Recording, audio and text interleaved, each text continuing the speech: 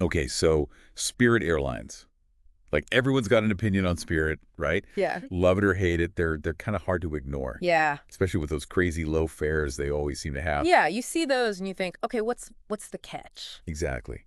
And that's what we're diving into today. We've been going through some reports, articles, all sorts of stuff about Spirit Airlines, and honestly, it's a wild ride. It is. There's a lot to unpack here. Yeah, we're talking about like Chapter 11 bankruptcy, investigations in all those fees they're famous for, Hmm. even a whole Senate report that kind of paints them in a less than flattering light, shall we say. Yeah.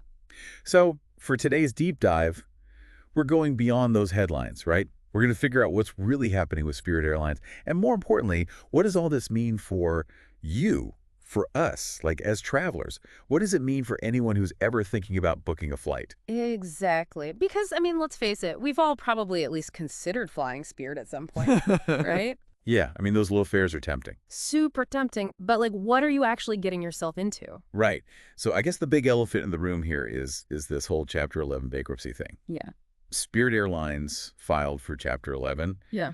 and like the numbers are pretty stark. Over $2.5 billion in losses since 2020. Yeah. I mean, that's not just, like, a small dip. That's a full-on nosedive. Major financial turbulence. So, I mean, for people who don't really understand bankruptcy stuff, what does this actually mean? Like, is Spirit going out of business tomorrow? Well, not necessarily. See, Chapter 11 is not like an instant death sentence for a company. Think of it more like, I don't know, hitting the pause button on a video game. Okay, I like that analogy. Hitting pause. Yeah, right. It gives them a chance to sort of like regroup, restructure their debts, maybe come up with a new game plan, try to become profitable again. So they're not immediately shutting down. Right. They're not selling off all their planes and canceling all their flights just yet, but it's definitely a sign that they're in a tough spot. They need to make some serious changes. Yeah, definitely a warning sign.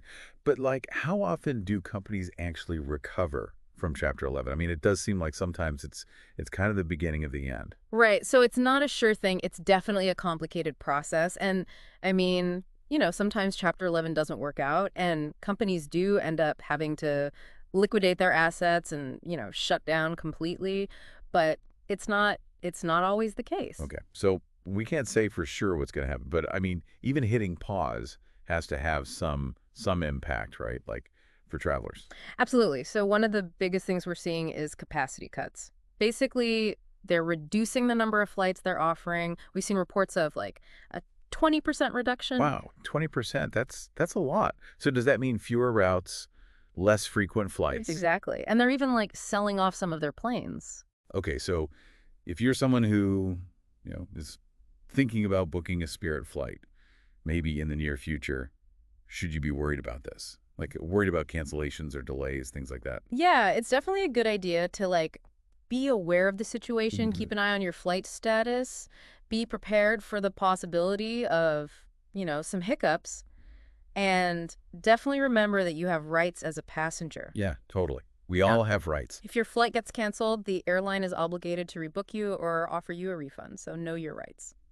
Good advice. Yeah. So we talked about the bankruptcy, but honestly, when most people think of Spirit Airlines, they don't necessarily think bankruptcy. They think fees. Oh, yeah. Like everyone knows airlines have those extra charges for bags and stuff. Yeah. But Spirit, they kind of seem to have taken it to a whole new level. They kind of pioneered the whole fee thing in a way. Yeah, yeah, it's like their business model. Yeah. And we came across this report about something called a passenger usage fee. Oh, yeah. Yeah, I've read about that. Yeah. And it's basically a fee for using their website. Like to book your ticket online. Yeah, it's pretty crazy. It's like, thank you for booking with us, and here's a fee for doing so. Right. And their argument is that it helps, offset costs or something. Yeah, I think they said it helps to, quote here, offset costs associated with distribution and other expenses. Right.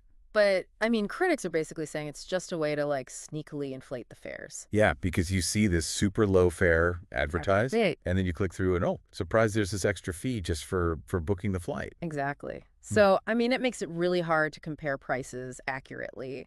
And this isn't just like random bloggers complaining, like a whole Senate investigation actually looked into this, and they use this term junk fees for this kind of thing. Yeah, junk fees. Which is pretty catchy.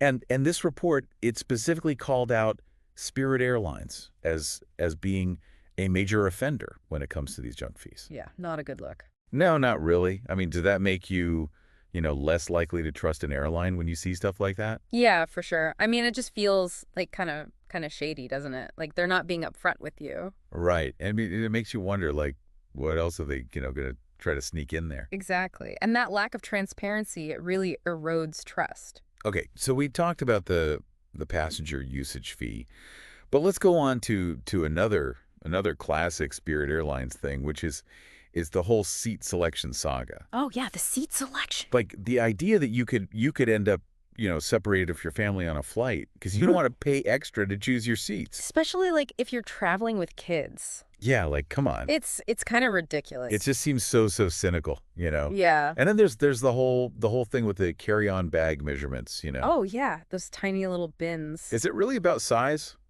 Or is it just another, sneaky way to get people to pay more for checked bags? Right, because if your bag doesn't fit, then boom, you're suddenly paying like $50 to check it. Exactly. So Yeah. it kind of makes you cynical. Yeah. And it kind of highlights this bigger trend in the airline industry, right? This focus on what they call ancillary revenue. Ancillary revenue. Yeah, it's basically all the money that airlines make from things other than the actual flights. So things like baggage fees, seat selection fees, those online booking fees we were talking Well, I feel about. like all those extras are a huge part of how they actually make money. Yeah, it's become a huge part of their business model. Wow, that's kind of mind-blowing. It is. And I mean, it's perfectly legal. There's nothing illegal about it. Right. But it does raise questions about, transparency and fairness to consumers. Okay. So we've talked a lot about the negatives, about Spirit, Yeah. the bankruptcy, the fees, the whole kind of like nickel and diming feeling that you get. Mm. But to be fair, Spirit does have their own arguments. They call their pricing model a la carte.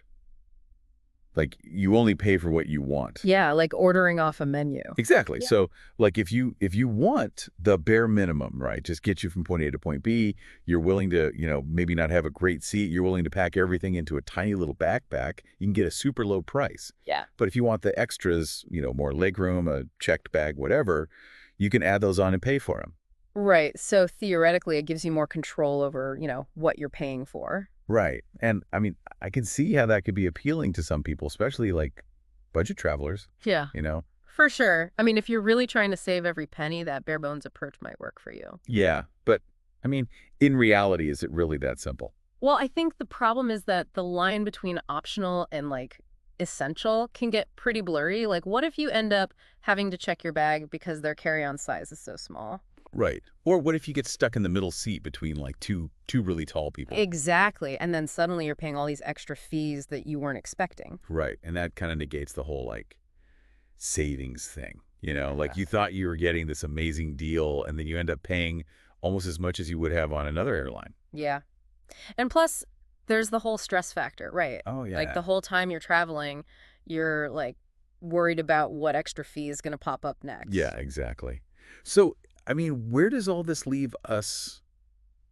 Where does this leave Spirit Airlines? Well, it's tough to say. They're obviously facing a lot of challenges: the bankruptcy, the negative publicity, Hmm. the competition from other airlines. Right. And what does it mean for people who, are thinking about flying Spirit? Like, should they book that flight?